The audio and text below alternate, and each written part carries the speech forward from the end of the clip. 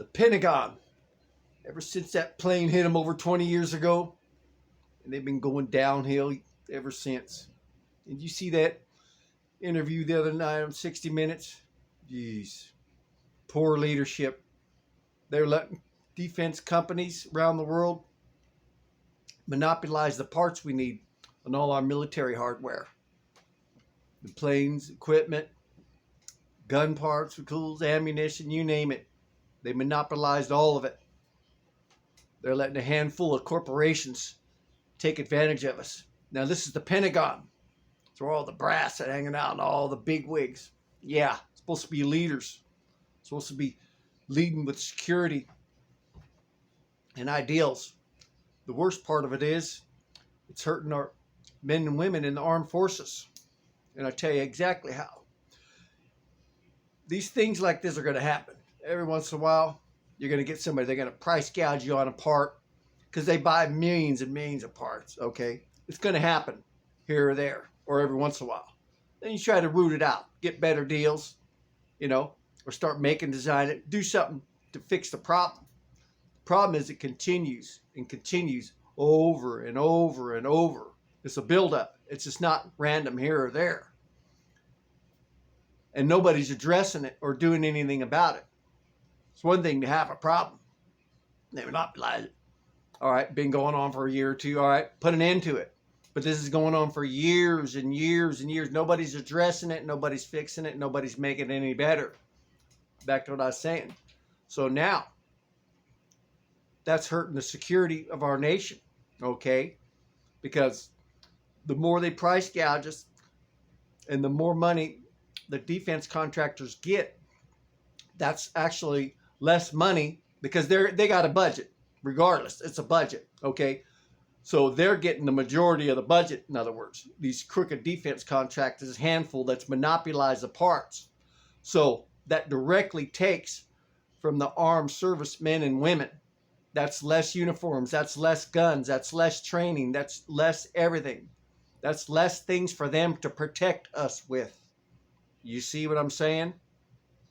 That's directly hurting our security, which directly puts our armed forces in harm's way.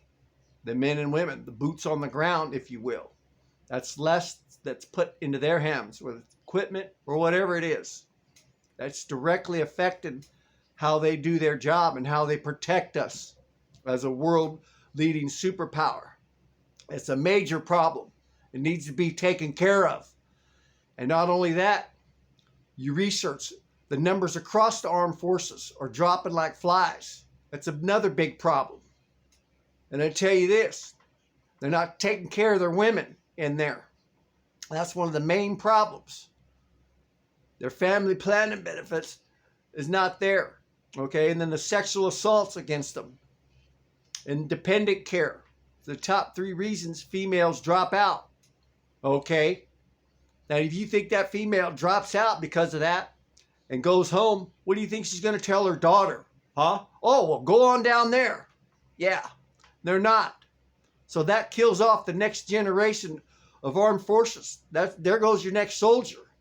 You just shot away all the plans of the next generation to ever want to go and sign up and serve our country. So you have to address the female issue. You've got to start to putting these benefits out there because the rest of the world is doing it. Time to wake up. All right? So get them benefits for them females. That way when they go home and they talk to their daughter, talk to their sons, and they're all going to be influencing them to sign up.